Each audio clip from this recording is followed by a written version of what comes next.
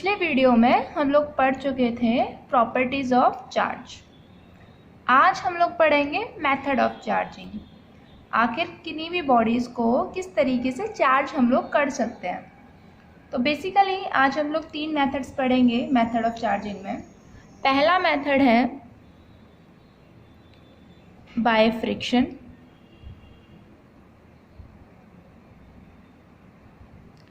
Second method है bye conduction और third method है बाय इंडक्शन। तीनों मेथड्स को बारी बारी से समझेंगे किसमें किस तरीके से बॉडीज़ को चार्ज किया जाता है। पहला फ्रिक्शन। तो फ्रिक्शन नाम से समझ में आता है, फ्रिक्शन में क्या करते हैं, दो बॉडीज़ को लेकर के रब कर देते हैं। जैसे मान लेते हैं बॉडी ए है, एक बॉडी बी है। हमने क्या किया, दोनों बॉडीज़ को लिया और दोनों को रब कर दिया। इससे क्या होगा, किसी भी एक बॉडी से कि हो सकता है किसी दूसरी बॉडी में कुछ इलेक्ट्रॉन चले जाएं, और हमें पता है जैसे इलेक्ट्रॉन जाएंगे बॉडीज चार्ज हो जाएंगी।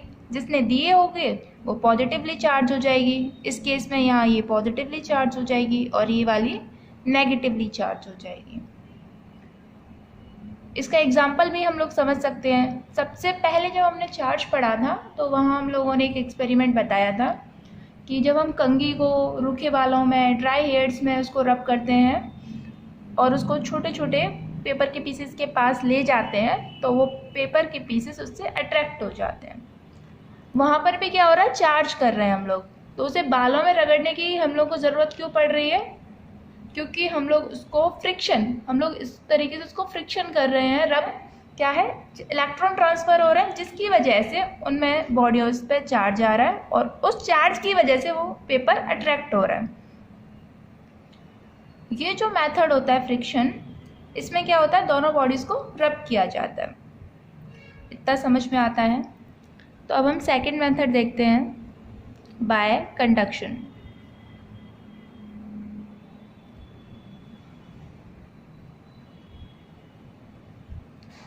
कंडक्शन में क्या होता है, दो बॉडीज़ होनी चाहिए। इसमें ध्यान में रखने वाली बात यह है कि दोनों बॉडी कंडक्टिंग बॉडीज़ होनी चाहिए। कंडक्टिंग बॉडीज़ का मतलब है कि ये बॉडीज़ कंडक्टर होनी चाहिए, इनमें इलेक्ट्रिसिटी पास हो सके या फिर चार्ज पास हो सके, ऐसी बॉडीज़ होनी चाहिए। और दोनों ही बॉडीज़ को हम लोग कांटेक्ट में रखेंगे। ये कांटेक्ट कंडक्टिंग होना चाहिए। मान लेते हैं मेटल की रॉड है,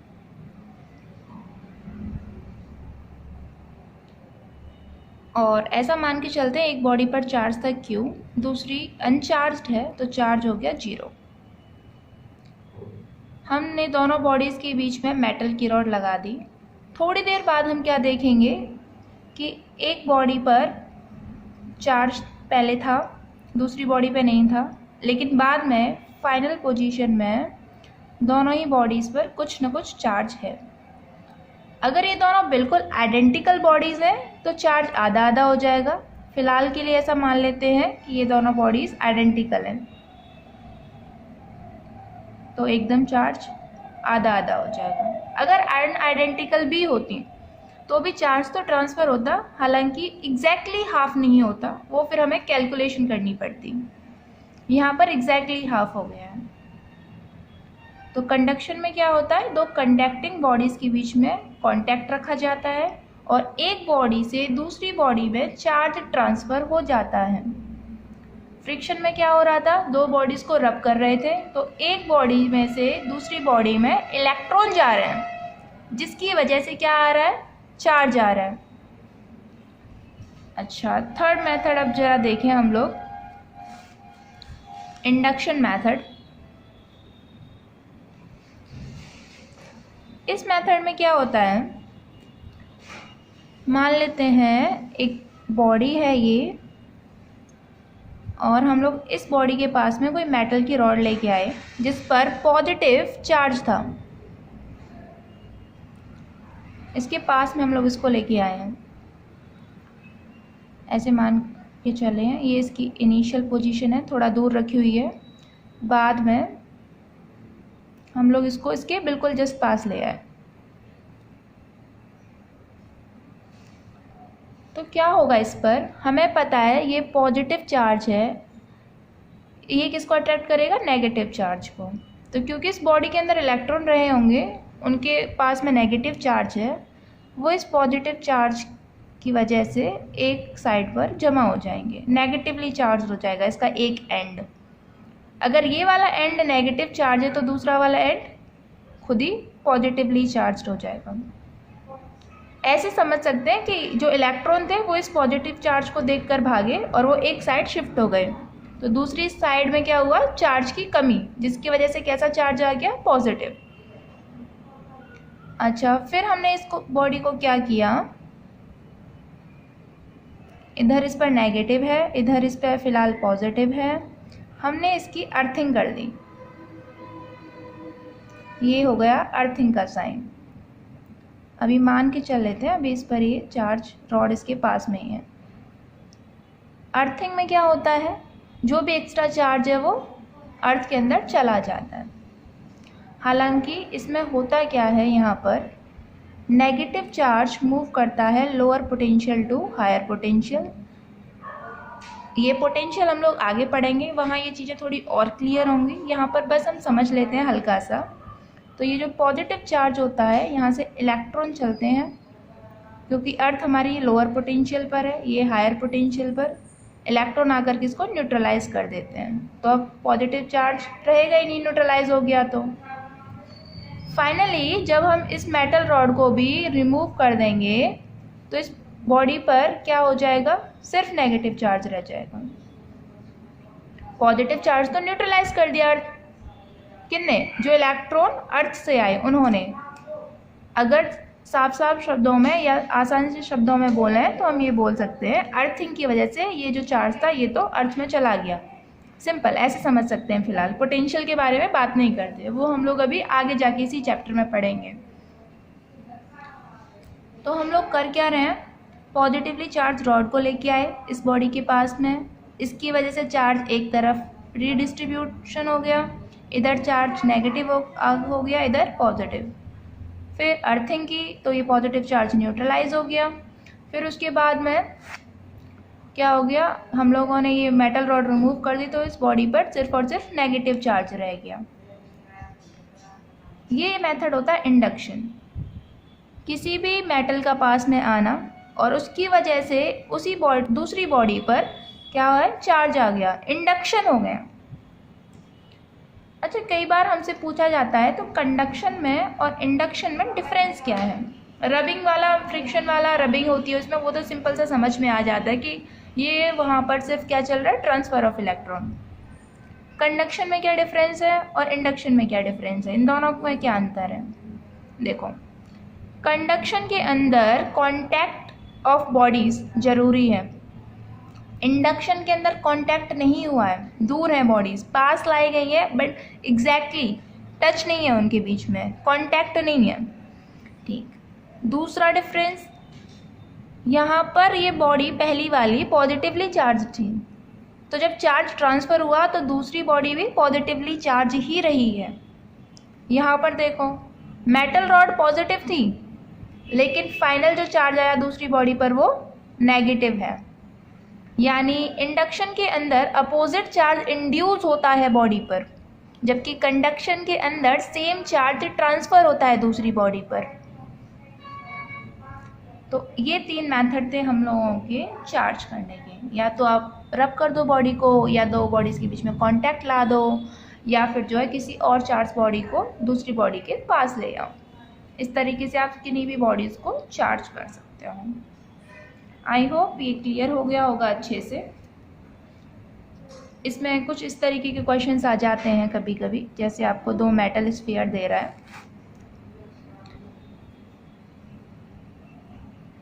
और इसमें एक क्वेश्चन पूछता है, मान लो ये पॉजिटिव चार्ज्ड है, ये बॉडी ए है, ये बॉडी बी है, मेटल स्फीयर्स मान लेते हैं इनको।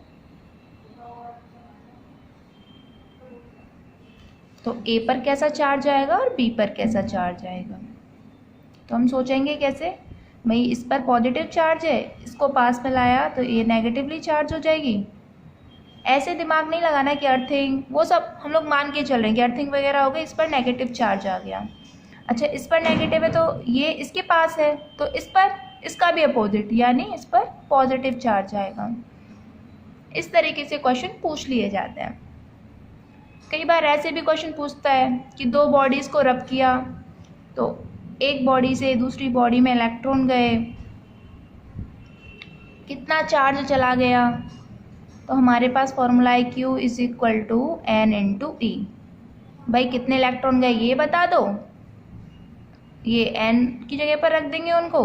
इलेक्ट्रॉन का चार्ज हमें पता ही है, E की वैल्यू 1.6 इंटू 10 की पावर -19 कूलाम चार्ज निकल आएगा। अच्छा कई बार हमसे पूछता है कितना मास ट्रांसफ़र हो रहा है। मास ट्रांसफ़र का क्या चक्कर है, सोच के देखो। एक इलेक्ट्रॉन का मास होता है 9.1 इंटू 10 की पावर -31 kg।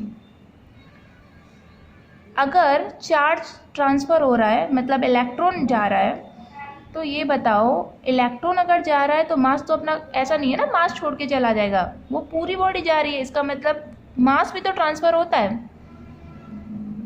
हालांकि मास इलेक्ट्रॉन का बहुत कम होता है तो ज़्यादा फ़र्क नहीं आता, ये बहुत ही नेग्लिजिबल इफेक्ट आता है, मास चेंज होता है लेकिन बॉडीज़ का जब भी बॉडी में चार्ज आता है।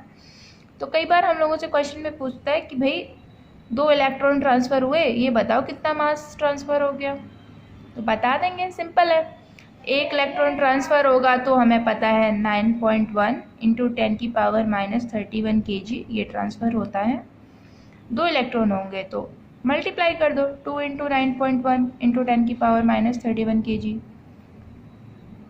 अब पूछे इतना चार्ज ट्रांसफ़र हुआ है 5 कूलाम, तो कितना मास ट्रांसफ़र हुआ है। तो सिंपल, अब हमें मास बताना है, लेकिन हमें उसने बता रखा है कि 5 कूलाम चार्ज ट्रांसफ़र हुआ है किसी बॉडी पर, ये बताओ मास कितना ट्रांसफ़र हुआ है। तो सबसे पहले Q is equal to N into E क्या कैलकुलेट कर लेंगे, N कैलकुलेट कर लेंगे। Q हमें पता है, नंबर ऑफ इलेक्ट्रॉन्स निकाल देंगे कितने हैं, E हमें आता ही है,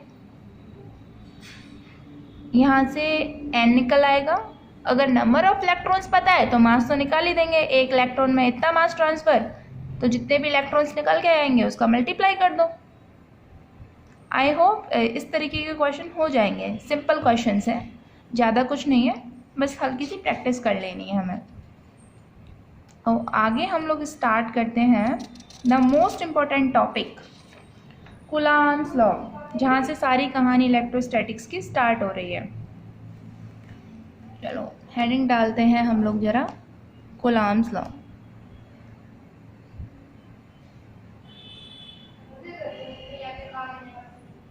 इसको आप लोग कर सकते हो, वेरी वेरी इंपॉर्टेंट टॉपिक, बहुत इंपॉर्टेंट टॉपिक है। डेफिनेशंस आती हैं, क्वेश्चंस आते हैं, ये बेसिक है, ये आ जाएगा तभी आपको पूरी इलेक्ट्रोस्टैटिक्स आएगी। यहीं से फिर आगे जाकर के इलेक्ट्रिक फील्ड पढ़ेंगे, पोटेंशियल पढ़ेंगे, सारी कहानी यहीं से स्टार्ट हो रही है। तो यहाँ से अच्छे से पढ़ें, मतलब पहले भी अच्छे से पढ़ना है लेकिन यहाँ थोड़ा और स्पेशल अटेंशन चाहिए। चलो देखते हैं कूलॉम्स लॉ है क्या। कूलॉम्स लॉ जो है हमें दो चार्ज पार्टिकल्स के बीच में फोर्स निकलवाने को बताता है। कैसे फोर्स निकालनी है, क्या मैग्नीट्यूड होगा फोर्स का, कैसे कैलकुलेट करेंगे, ये बताएगा। देखते हैं ज़रा कैसे कैलकुलेट करते हैं हम लोग फोर्स को। हमें ध्यान रखना है क्या है कूलॉम्स लॉ में, कूलॉम्स लॉ तभी वैलिड है जब दोनों ही चार्ज कैसे हों, पॉइंट चार्ज। एक तो चार्जेस पॉइंट चार्ज होने चाहिए। सेकंड, इलेक्ट्रोस्टैटिक्स जब स्टार्ट किया था तभी बोला था चार्ज हमेशा रेस्ट पर रखेंगे, दोनों ही चार्ज रेस्ट पर होने चाहिए, तभी उनके बीच की फोर्स कैलकुलेट की जा सकती है। अगर रेस्ट पर नहीं है तो वो इलेक्ट्रोस्टैटिक्स का पार्ट नहीं है, उन्हें फिर हम कूलॉम्स लॉ से नहीं निकाल सकते उनके बीच की फोर्स। देखते हैं कैसे करेंगे। अच्छा, अगर दो पॉइंट चार्ज रेस्ट पर हैं ये मान लेते हैं चार्ज है, पॉइंट चार्ज है और दोनों ही रेस्ट पर हैं। अच्छा, पॉइंट चार्ज का मतलब क्या है? बहुत छोटे चार्ज, स्मॉल चार्जेस हैं, तभी कूलम्ब्स लॉ वैलिड है। अगर बड़े चार्ज हो तो कूलम्ब्स लॉ वैलिड नहीं है, लेकिन फिर भी दो स्पेशल केस में हम इसे लगाते हैं। अगर कोई एक्सटेंडेड बॉडी है, मतलब बड़ी बॉडी है और वो स्फेरिकल है साइज में, तो हम उसका सारा चार्ज ऐसे मान के चलेंगे सेंटर पर लोकेटेड है, उस केस में लगा सकते हैं फॉर स्फेरिकल बॉडीज। अच्छा, दूसरा केस, जब दो बॉडी हों, बड़ी बड़ी हैं, लेकिन वो बहुत ज़्यादा दूरी पर रखी गई हैं, यानी इनके बीच का जो डिस्टेंस है d जो है वो उनकी रेडियस से बहुत ज़्यादा बड़ा है, तो भी हम इनको as a point charge treat कर सकते हैं, यानी इन दोनों स्पेशल केसेस में हम लोग कूलम्ब्स लॉ लगा सकते हैं। उस केस में कोई टेंशन वाली बात नहीं है, दोनों ही केस में हम लोग जो है पॉइंट चार्ज मानेंगे इनको। आगे देखते हैं ज़रा, अब कूलम्ब्स लॉ क्या कहता है वो देखते हैं। कूलम्ब्स लॉ बोलता है कि अगर दो पॉइंट चार्ज हैं और रेस्ट पर रखे हैं तो उनके बीच की जो फोर्स होगी वो डायरेक्टली प्रोपोर्शनल होगी उन दोनों चार्ज का जो प्रोडक्ट है उसके मैग्नीट्यूड के बराबर। फॉर एग्ज़ाम्पल, हम लोग इस पर चार्ज ले लेते हैं Q1, इस पर चार्ज ले लेते हैं Q2, तो इन दोनों चार्ज का प्रोडक्ट कर देंगे इसके प्रोपोर्शनल। और अगर इन दोनों बॉडीज़ के बीच में centre to centre distance r लेके चलूँ तो इन्वर्सली प्रोपोर्शनल होगी डिस्टेंस के स्क्वायर के। यानी अगर हम इस पूरे को सम अप करें तो हम लिख सकते हैं कि force between two charge bodies is directly proportional to product of magnitude of their charges and inversely proportional to square of distance between them. Okay, ये हम लोगों को कूलम्ब्स लॉ बताता है। अच्छा, फोर्स भी कौन सी? इलेक्ट्रोस्टैटिक फोर्स की बात हो रही है यहाँ पर। इलेक्ट्रोस्टैटिक फोर्स, चार्जेस के बीच में लगने वाली फोर्स। फोर्स का नाम होता है special electrostatic force. Electrostatic force. अच्छा, आगे ये जो प्रोपोर्शनल साइन होता है, फिजिक्स में जब भी हम लोग प्रोपोर्शनल साइन हटाते हैं तो क्या लगा देते हैं? कांस्टेंट लगा देते हैं। हम लोगों ने लगाया F इज इक्वल टू, यहाँ पर कांस्टेंट आता है, उसको मैं बोल रही हूँ K Q1 Q2 upon R square. अच्छा, ये जो K है इसकी थोड़ी अपनी अलग विशेषताएं हैं। क्या क्या विशेषताएं हैं इसकी? हम लोग जब 11th में पढ़ते थे ग्रेविटेशनल वाला चैप्टर, हमारे पास फॉर्मूला था ग्रेविटेशनल फोर्स का G m1 m2 over R square. यहाँ जो G है वो ग्रेविटेशनल कांस्टेंट हुआ करता था, और चाहे वो बॉडीज़ कहीं पर हों, ये G की वैल्यू हमेशा सेम रहती थी, कांस्टेंट रहती थी। लेकिन ये जो K है, कूलम्ब्स कांस्टेंट और you can say electrostatic constant, इसकी वैल्यू मीडियम डिपेंडेंट होती है। मतलब क्या है कि अगर ये दो चार्ज पानी में होंगे तो उन पर के बीच में अलग फोर्स होगी, ये अलग तरीके से फोर्स लगाएंगे, मैग्नीट्यूड फोर्स का चेंज हो जाएगा। यही अगर हवा में होंगे तो magnitude of force between them different होगा। यही आप ईथर में रख दो तो अलग मैग्नीट्यूड आएगा।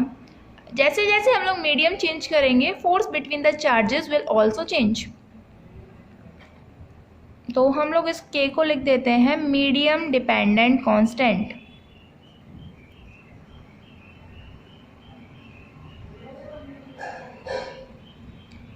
और इस K का नाम क्या है? इस K का नाम होता है कूलम्ब्स कांस्टेंट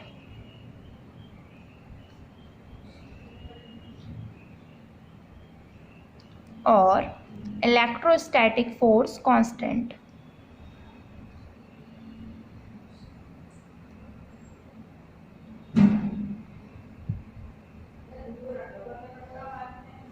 अच्छा, ये भी सब ठीक है। इसकी वैल्यू जरा हम देखते हैं एयर के लिए। इन एयर, एयर बोल दे चाहे वैक्यूम बोल दे, एक ही बात है। ये जो k होता है इसका पूरा हम लोग इसको लिखते हैं 1/4 पाई एप्सिलॉन नॉट, जिसकी वैल्यू होती है 9 × 10⁹ न्यूटन मीटर स्क्वायर पर coulomb square. Units are important. इसको मैंने क्या बोला, प्रोनाउंस किया इसको मैंने एप्सिलॉन नॉट। एप्सिलॉन होता है ये ई टाइप जो है ग्रीक लेटर, और ये जो है इसको हम लोग नॉट बोलते हैं, एप्सिलॉन नॉट। इसको प्रोनाउंस किया इस तरीके से। ये एयर के लिए वैल्यू है, मीडियम के लिए चेंज हो जाएगी, वो हम लोग अभी पढ़ लेंगे किस तरीके से चेंज होगी, क्या होगा क्या नहीं होगा। फिलहाल हम लोग ये समझ लेते हैं कि वैल्यू इसकी 1/4 पाई एप्सिलॉन नॉट, और इस पूरे की वैल्यू 9 × 10⁹ न्यूटन मीटर स्क्वायर पर कूलम स्क्वायर। यानी जहाँ हम लोगों ने के लिखा हुआ है वहाँ हम लोग इसी फॉर्मूले को किस तरीके से भी लिख सकते हैं, फोर्स इज इक्वल टू के की जगह हम लिख सकते हैं 1/4 pi epsilon not Q1 Q2/r²। This is the actual Coulomb's law, जो कूलम ने बताया कि हम लोग को ये फॉर्मूला है, इससे हम लोग दो चार्जेस के बीच की फोर्स कैलकुलेट करेंगे। ठीक, अगर इस एप्सिलॉन नॉट की वैल्यू निकालूं तो ये भी होती है 8.8 × 10⁻⁻12 कूलम स्क्वायर पर न्यूटन मीटर स्क्वायर। अच्छा, इसमें इतना डाउट होने की ज़रूरत नहीं है, ये वैल्यू कहाँ से आ गई।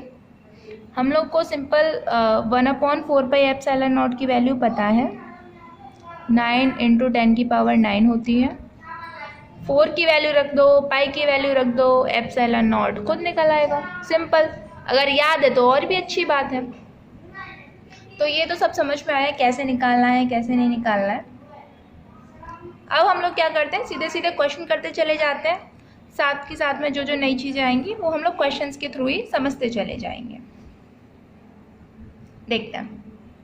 तो एनसीईआरटी का सबसे पहला एक्सरसाइज का सबसे फर्स्ट क्वेश्चन मेरी बुक में पेज नंबर है 46, बट आई थिंक एडिशन आप लोगों की में डिफरेंट हो सकता है। तो मैं एक्सरसाइज का सबसे फर्स्ट क्वेश्चन 1.1 क्वेश्चन मैं एक बार डिक्टेट कर देती हूँ question. What is the force between to small charge spheres having charge of, पहले पर चार्ज दे रखा है 2 × 10⁻⁻7 कूलम, दूसरे पर चार्ज दे रखा है 3 × 10⁻⁷ coulomb, and they are placed 30 centimetre apart in air. अच्छा, हमें फोर्स बतानी है, कैसे कैलकुलेट करेंगे देखते हैं। उसने एग्जाम्पल एक्सरसाइज है ये 1.1 क्वेश्चन है। दो स्फीयर दे रखे हैं, एक पर 2 × 10⁻⁷ कूलम और दूसरे पर कितना चार्ज 3 × 10⁻⁷ कूलम। डिस्टेंस दे रखा है किसमें, दोनों के centre to centre distance 30 centimetre. Force calculate करनी है। अच्छी बात है, हमें तो फॉर्मूला आता है, फोर्स इज इक्वल टू के Q1 Q2/r²। इसको एक्सपेंड करके कैसे लिख सकते हैं, 1/4 pi epsilon not Q1 Q2/r²। अच्छा, 1/4 पाई एप्सिलॉन नॉट भी हमें आता है, 9 × 10⁻⁹। उसने बोला है बाकायदा एयर में बतानी है, एयर में नहीं होता तो हम कुछ और सोचते हैं, जो है वो हम आगे डिस्कस करेंगे। Q1 पहले चार्ज की वैल्यू रखो 2 × 10⁻⁷, Q2 वैल्यू रखो 3 × 10⁻⁷। डिस्टेंस का स्क्वायर करना है। इसमें एक चीज़ ध्यान रखेंगे, चार्ज कूलम में है यानी SI यूनिट्स में है, डिस्टेंस सेंटीमीटर में, तो हम इसके वैल्यू को किस में चेंज कर लेंगे, मीटर में। ये ध्यान रखने वाली चीज़ें हैं। सभी चीज़ों को, सभी वैल्यूज़ को एक ही यूनिट्स में रखेंगे, यानी स्टैंडर्ड रखेंगे। अगर आप इसको CGS में ले रहे हो, अगर ये स्टैट कूलाम है, ये सेंटीमीटर में, तो अच्छी बात है, फिर रख सकते हैं। लेकिन अगर इसको ऐसा यूनिट में रख रहे हो तो इसको भी ऐसा यूनिट में रखना ज़रूरी है। यहाँ पर बहुत बच्चे गलती करते हैं, तो पहले हम लोग इसको चेंज करेंगे। 30 सेंटीमीटर मतलब 30 × 10 की पावर -2। ये किस में हो गई? मीटर में। अच्छा, ये समझ में आया 30 × 10 की पावर -2 कहाँ से आ गया? सिंपल, 30 सेंटीमीटर, 1 मीटर, ये बेसिक सी चीज़ें हैं, दोबारा देख लो। 1 metre is equal to 100 centimetre. अच्छा, 30 सेंटीमीटर को अगर मीटर में करोगे तो 30/100 करोगे। इसको कैसे लिख सकते हैं? 30, 100 को कैसे लिख सकते हैं? 10 की पावर 2, और यही ऊपर में जाएगी तो 30 × 10 की पावर -2। आप इसको चाहो तो 30/100 करके 0.03 लिख दो, कोई दिक्कत नहीं है। कैसे भी लिख दो, इससे कोई फ़र्क नहीं पड़ने वाला है। 0.03 का स्क्वायर कर दो। मुझे ये ज़्यादा बेटर लगता है, इसलिए मैंने ये यूज़ किया है। अच्छा, ज़रा आप सॉल्व करें। 9 × 2 = 18, 18 × 3 = 54, 10 की पावर 9 माइनस, अच्छा 10 की पावर -7, 10 की पावर -7, बेस सेम है, पावर क्या हो जाएंगी? ऐड। हम लोग थोड़ा बहुत बेसिक से चल रहे हैं ताकि किसी बच्चे को कैलकुलेशन में दिक्कत हो तो सॉल्व कर सकें। ये पावर जो है, बेस अगर सेम होता है तो पावर ऐड हो जाती है। तो -7 प्लस माइनस का 7, देख लेते हैं ज़रा, प्लस माइनस का 7, plus minus minus, then it's going to be -7 -7, add हो जाएंगी, लेकिन साइन किसका रहेगा? माइनस का। तो ये हो जाएगा 10 की पावर -14, वही लिख दिया डायरेक्ट। स्क्वायर करते हैं पहले इसका। 30 का स्क्वायर 900, 10 की पावर -2 का स्क्वायर, भाई इसका मतलब है 10 की पावर -2 × 10 की पावर -2, तो ये कितना हो गया? 10 की पावर -4। आई होप ये सारी चीज़ें क्लियर होंगी। फिर भी बेस सेम है, पावर ऐड हो जाएंगी, साइन माइनस का ही रहने वाला है, क्योंकि साइन जब प्लस माइनस करते हैं उसका रहता है जो बड़ा होगा। आगे हम लोग इसको सॉल्व कर सकते हैं। 54/900, ये अगर ऊपर जाएगी -4, माइनस किए तो किस में हो जाएगी? प्लस में। 10 की पावर 9 × 10 की पावर -14 प्लस का 4, तो कितना बचेगा? माइनस का 10। सेम 10 की पावर 9, 10 की पावर -10, पावर ऐड हो जाएंगी, क्या बचने वाला है? 10 की पावर -1। इसको आप और सॉल्व कर सकते हो। 54 × 10 की पावर -1/900। आगे हम लोग इसको पूरा कैलकुलेट कर लेंगे। आंसर किस में आ जाएगा? न्यूटन में, फोर्स है और न्यूटन में। यूनिट मेंशन करना बहुत ज़रूरी है, वरना मार्क्स कट जाएंगे। तो ये हम लोग अगर आगे सॉल्व कर लेंगे, एग्जैक्ट आंसर निकाल देंगे। इतना नहीं छोड़ना है, आप लोगों को ये पूरा सॉल्व करना है, मैंने सिर्फ बताया है। आई होप अब अगर 2 चार्ज दे दिए जाएँ, डिस्टेंस पता हो तो तुम लोग अब कैलकुलेट कर सकते हो। सिंपल फॉर्मूला लगाओ, कूलाम्स लॉ, वैल्यू रखो K Q1 Q2/r²। K की वैल्यू अच्छे से पता है, 9 × 10 की पावर 9। Q1 Q2 तो मैं देगा, डिस्टेंस तो मैं बताएगा, वैल्यू पुट करनी है, आंसर निकाला है। सिंपल कैलकुलेशन है, इसमें कोई ज़्यादा बड़ा अलजेब्रा नहीं है, सिंपल सा है ये। नेक्स्ट क्वेश्चन की तरफ मूव करते हैं हम लोग।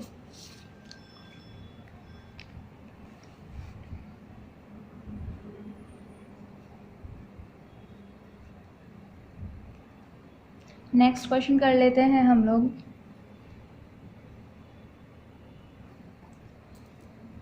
नेक्स्ट क्वेश्चन सेम है। जैसे मान लो एक चार्ज है, फ़िलहाल ये मैं बता देती हूँ। मान लो एक चार्ज है 3 कूलम, दूसरा चार्ज है -4 कूलम, और डिस्टेंस मान लेते हैं दे रहा है दोनों के बीच में 2 metre.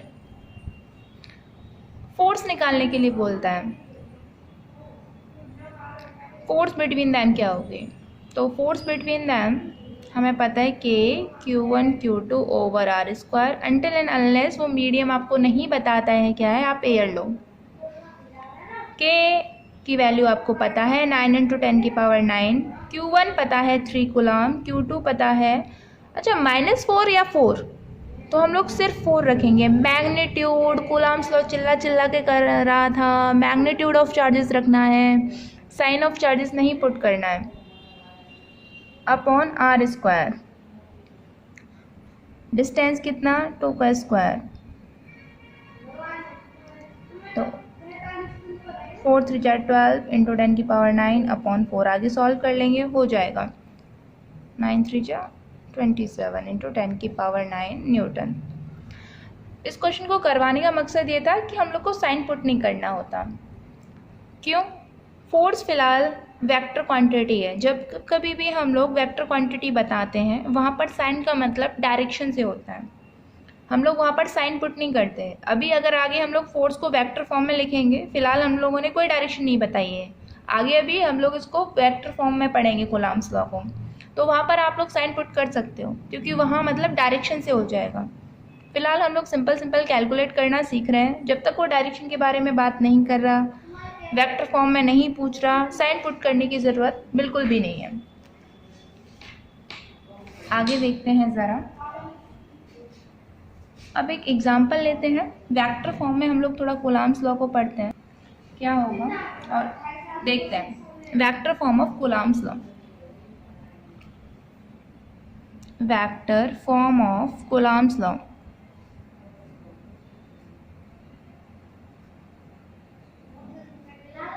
Vector form of Coulomb's law.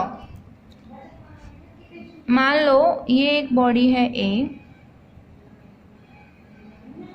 ये एक बॉडी है B, ये इन दोनों के बीच का डिस्टेंस ले लेते हैं सिंपल सा 2 मीटर, ठीक। इस पर चार्ज मान लेते हैं Q1 है, इस पर चार्ज मान लेते हैं फिलहाल Q2 है। अच्छा, हम लोगों को इनके बीच में फोर्स बतानी हो तो हम लोग simple K Q1 Q2 R square बता सकते हैं, लेकिन अब सिर्फ फोर्स नहीं बतानी है, सिर्फ उसका मैग्नीट्यूड नहीं डायरेक्शन भी बता के देनी है, तो कैसे बताएंगे? तो सबसे पहले क्या करेंगे, हम लोग डायरेक्शन निकालेंगे। सबसे पहला काम डायरेक्शन निकालने का करो। देखो, एक चार्ज को पकड़ो, इस पर देखेंगे कौन फोर्स लगाएगा, दूसरा चार्ज इस पर फोर्स लगाएगा। जैसे हम लोग है ना अपने आप को थप्पड़ नहीं मारते हैं, औरों को मारने में बड़ा आनंद आता है, सेम चार्ज इसका है, अपने ऊपर फोर्स नहीं लगाते हैं। ये वाला चार्ज अपने ऊपर फोर्स नहीं लगाएगा, दूसरा चार्ज इस पर फोर्स लगाएगा, दूसरा वाला इसे थप्पड़ लगाने वाला है। अच्छा, अब डिसाइड कैसे करेंगे थप्पड़ अच्छा है या बुरा? ऐसे, ये वाला चार्ज कैसा? पॉजिटिव, और ये वाला चार्ज भी कैसा? पॉजिटिव। पॉजिटिव पॉजिटिव रिपेल करेंगे, तो रिपेल मतलब दूर भगाएगा, तो ऐसे साइन लगा दो। अच्छा, पॉजिटिव, अब इस पर देखें ये कितनी फोर्स लगाएगा, तो भैया ये भी पॉजिटिव है और ये भी पॉजिटिव है, ये भी रिपेल करेगा, इसको ऐसे कर दो। ये दोनों एक दूसरे को रिपेल कर रहे हैं। तो फिलहाल मुझसे बोलता है फोर्स निकालो, इसको 1 मान लेते हैं, इसको 2 मान लेते हैं। फोर्स निकालो 1 पर ड्यू टू 2, ये वेक्टर फॉर्म हो गई, वेक्टर का साइन लगा दिया ऊपर। इसका मतलब क्या है? इसको हम लोग प्रोनाउंस करते हैं फोर्स ऑन 1 ड्यू टू 2। अच्छा, सेम चीज़ स्क्रीनशॉट लेने की ज़रूरत नहीं है, लास्ट में आपको नोट्स मिल जाएंगे, डिस्क्रिप्शन में जाके मिल जाएंगे, या तो मैं डिस्क्रिप्शन में ही दे दूँगी। डिस्क्रिप्शन में जाके आपको नोट्स मिल जाएंगे जो भी हम लोग आज पढ़ेंगे, तो स्क्रीनशॉट लेने की ज़रूरत नहीं है, सिर्फ समझो। दूसरा, जो क्वेश्चन हम लोग साथ के साथ करते हैं वो एक कॉपी में करते चलो, और जब नोट्स बनाओ उन क्वेश्चंस को दोबारा अपने नोट्स में मेंशन करो, दोबारा उनको अपने हाथ से सॉल्व करो और फिर पढ़ाई करो, ठीक। समझते हैं आगे। फोर्स ऑन 1 ड्यू टू 2, ऐसे अगर आगे हम लोग निकालेंगे 2 1 ऐसे लिखा हो तो कैसे प्रोनाउंस करेंगे इसको? फोर्स ऑन 2 ड्यू टू 1, मतलब जो पहला वाला है उस पर फोर्स निकालना है दूसरे वाले की वजह से। Force on 2 due to 1, force on 1 due to 2। अच्छा, अब डायरेक्शन पता चल रही है, इस पर इधर की तरफ थप्पड़, इस पर इधर की तरफ थप्पड़। लाओ अब देखते हैं थप्पड़ कितनी ज़ोर का लगा है, मैग्नीट्यूड ये सब कैलकुलेट करते हैं। Force on 1 due to 2 is equal to, again we know it is K(Q1 Q2) upon R²। अरे ये तो पहले भी कर लेते, चेंज क्या हुआ है? ये तो मैग्नीट्यूड था, वो तो पहले भी निकाल रहे थे। ठीक है, तो डायरेक्शन कैसे लगा देंगे? Are cap. ये कैप का क्या ड्रामा हो गया, ज़रा साइड में समझ लेते हैं। 11th का याद करो, R vector can be represented as R का मॉड्यूलस आर कैप, ऐसे रिप्रेजेंट करते थे। ये क्या था? कैप मतलब डायरेक्शन वेक्टर है, ये सिर्फ किसको बता रहा होता था? डायरेक्शन को बता रहा होता था। ये क्या है? इसका मॉड्यूलस है। जैसे वैल्यू है 4j कैप, तो j कैप डायरेक्शन बता रहा है, 4 क्या है? मैग्नीट्यूड है। ये किस रिप्रेजेंट कर रहा है? डायरेक्शन को। देखते हैं सॉल्व कैसे करेंगे। आप लिखोगे क्या? k की वैल्यू रखो पहले 9 × 10 की पावर 9। Q1 की वैल्यू नहीं पता है, ऐसे ही हम लोग समझ रहे हैं फिलहाल। Q1 और Q2 ऐसे लिख लेते हैं वैल्यू, क्योंकि हम लोगों ने कुछ ली नहीं है। R का स्क्वायर 2 मीटर ले रखा है डिस्टेंस, तो इसका स्क्वायर कर दो। R कैप की जगह क्या करेंगे भाई? R कैप की जगह आप है तो ये डायरेक्शन वेक्टर, अब कौन सी डायरेक्शन लगानी है हमें? इसको हम लोग लिखेंगे, देखो ये कहाँ से है? 2 से 1 की तरफ। इसका ये जो तीर है, एरो जो है, ये किस तरफ है? 1 की तरफ है। कहाँ से चल रहा है ये? 2 से 1 की तरफ। इसकी टेल 2 की तरफ, ऐसे 2 से 1 की तरफ है ये, तो इसको हम लोग लिख देंगे R21 कैप।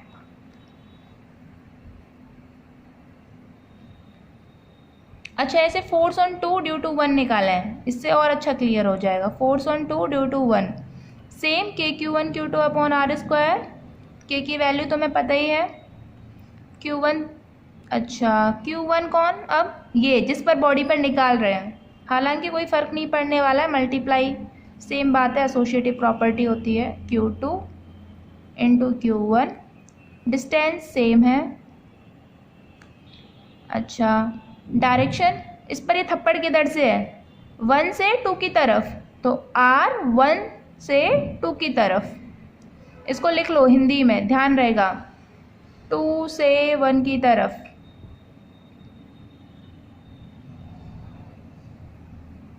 वन से 2 की तरफ। ये चीज़ें नोट्स में एज इट इज़ मेंशन कर सकते हो। नोट्स क्योंकि तुम्हारे पढ़ने के लिए होते हैं, समझ में आना चाहिए। अंग्रेजी हिंदी किसी में भी लिखो, चाहे फारसी में लिखो, डजेंट मैटर, फाइन। तो इसको 2 से, डायरेक्शन का ध्यान रखना थोड़ा सा, कहाँ से कहाँ? 2 से 1 की तरफ, 1 से 2 की तरफ। आई होप ये क्लियर हो पा रहा है। अच्छा, एक चीज़ और यहाँ से मैं ज़रा नोटिस करो, सिर्फ मैग्नीट्यूड को देखें तो 1 पर जो फोर्स है 2 की वजह से वो इतनी है, 2 पर जो फोर्स है 1 की वजह से वो इतनी है। डोंट यू थिंक ये सेम है? दोनों सेम है, यानी जितनी फोर्स 1 लगा रहा है 2 पर, उतनी फोर्स 2 लगा रहा है 1 पर। ये न्यूटन्स का थर्ड लॉ फॉलो कर रहे हैं, जितनी फोर्स ये लगा रहा है इस पर, उतनी फोर्स ये लगा रहा है इस पर। तो आप सिंपल बोल सकते हो कि 2 चार्जेस हैं, दोनों आपस में बराबर बराबर फोर्स लगा सकते हैं। डायरेक्शंस अलग हो सकती हैं, but magnitude of force is same. जितनी फोर्स ये इस पर लगाएगा, उतनी ही फोर्स ये वाला चार्ज इस पर भी लगाएगा। एक इसी तरीके का क्वेश्चन दे भी रखा है एनसीईआरटी में, सेकंड क्वेश्चन है आई थिंक, कि उसमें एक की फोर्स दे रखी है कि भाई इस वाले पर इसने इतनी फोर्स लगाई है, दूसरे पर फोर्स बताओ। तो एक तरीका तो ये है कि आप कैलकुलेट कर लो K(Q1 Q2) अपॉन R², वरना सिंपल कह दो जब ये जितनी इस पर फोर्स लगा रहा है उतनी फोर्स ये एक्सपीरियंस करेगा इसकी वजह से। आई थिंक समझ में आ रहा है।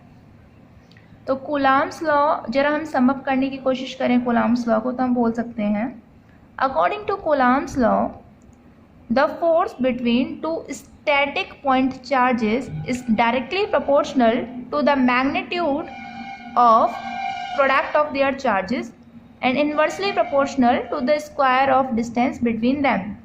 and this force will always act along the lining joining the two charges. इस लास्ट वाली कहानी का मतलब है कि ये जो फोर्स होगी वो हमेशा उसी लाइन पर एक्ट करेगी जो लाइन इनको ज्वाइन कर रही होगी, यानी ये वाली लाइन जो है सेंटर टू सेंटर ज्वाइन कर रही है चार्ज का, तो इसी पर हम लोग इस फोर्स को लगाएंगे, आड़ी तिरछी नहीं लगाएंगे। ऐसा नहीं होगा कि ये दो चार्ज हैं, ये लाइन ज्वाइन कर रही है, एक पर तुमने ऐसे लटका दी एक पर ऐसे लटका दी, भाई ये भी तो है कि हम तो ऐसे रिपेल करेंगे इनको, तो ऐसे रिपेल नहीं करना है, आपको सीधे सीधे उसी लाइन के अलॉन्ग एक्ट करना है जो लाइन को ज्वाइन कर रही है। सिंपल। डेफिनेशन नोट्स में होगी, मतलब ठीक है, सिर्फ समझो, ये बात मैं बार बार बोल रही हूँ कि आपको इनके स्क्रीनशॉट लेने की ज़रूरत नहीं है, सिर्फ समझना है। आई थिंक ये चीज़ें क्लियर हो गई होंगी। फिर भी ये वेक्टर फॉर्म ऑफ कूलम्ब्स को मैं एक बार दोबारा से बता देती हूँ। दोनों चार्जेस पर पहले डायरेक्शन निकालो, पॉजिटिव पॉजिटिव होंगे रिपेल करेंगे, पॉजिटिव नेगेटिव होते तो अट्रैक्ट करते। अच्छा, अगर अट्रैक्ट कर रहे होते तो ज़रा समझे, एक पॉजिटिव है एक नेगेटिव है, तो कैसे साइन लगाएंगे, ये लाइन ज्वाइन कर रही है, ये कैसे थप्पड़ खाएगा, अच्छा थप्पड़ मिलने वाला है इसको, ये अट्रैक्ट कर रहा है अपनी तरफ, तो इस तरीके से। ये नेगेटिव है, अच्छा ये नेगेटिव ये पॉजिटिव, तो भी अट्रैक्शन होगा वो इस तरफ। और अगर दोनों नेगेटिव हैं तो ये भी नेगेटिव ये भी नेगेटिव, ये नेगेटिव ये नेगेटिव, सिंपल रिपेल करेंगे ऐसे, ये नेगेटिव भैया ये भी नेगेटिव, रिपेल करेंगे ऐसे। आई थिंक ये डायरेक्शन लगाना आ गया होगा कैसे करनी है हमें। और 1 2 मान के ऐसे लिख सकते हैं, R12 कैप R2 1 कैप। हालांकि NCERT में हमें इसकी इतनी ज़रूरत नहीं है, उसने सीधा सीधा मैग्नीट्यूड पूछा है, मोड्स में भी वो इसको ज़्यादा नहीं पूछता है। कॉम्पिटिशन्स वगैरह में हम लोगों को ये पूछ लेता है और हमें रिप्रेजेंट करना होता है वहाँ पर। तो इसको vector form of Coulomb's law को कैसे रिप्रेजेंट करोगे तुम लोग, force is equal to K Q1 Q2 over R square, vector form में लिख रहे हैं तो वेक्टर R कैप, सिंपल जब नहीं पूछ रहा है तो R कैप, ऐसे इसका सिंपल रिप्रेजेंटेशन होता है। ये हो गया vector form of Coulomb's law. अच्छा एक चीज़ और, आप R कैप की जगह क्या लिख सकते हो, R कैप की जगह ध्यान करो, R vector is equal to R का मॉड्यूलस R कैप, तो यहाँ से R कैप को ऐसे नहीं लिख सकते हो, R वेक्टर अपॉन R का मॉड्यूलस, जरा लिखते हैं इसको R वेक्टर ओवर R का मॉड्यूलस। अच्छा R का मॉड्यूलस, ये जो मोड लग गया इसमें मॉड्यूलस लग गया, इसका मतलब सिर्फ मैग्नीट्यूड यानी सिर्फ R, यही तो रह जाता है, तो ये R स्क्वायर इंटू R क्या हो जाएगा, K Q1 Q2 R vector upon R cube. This is also the correct representation of vector form of Coulomb's law. यही क्वेश्चन कॉम्पिटिशन्स में बहुत पूछा जाता है। ऐसा होता है 4 ऑप्शन है, आपको ये ऑप्शन में नहीं है, ये वाला ऑप्शन में दे देंगे, तो उसमें कंफ्यूज होते रहते हैं बच्चे कि R क्यूब कहाँ से आ गया, ये तो इन्वर्स स्क्वायर था, R क्यूब तो नहीं था।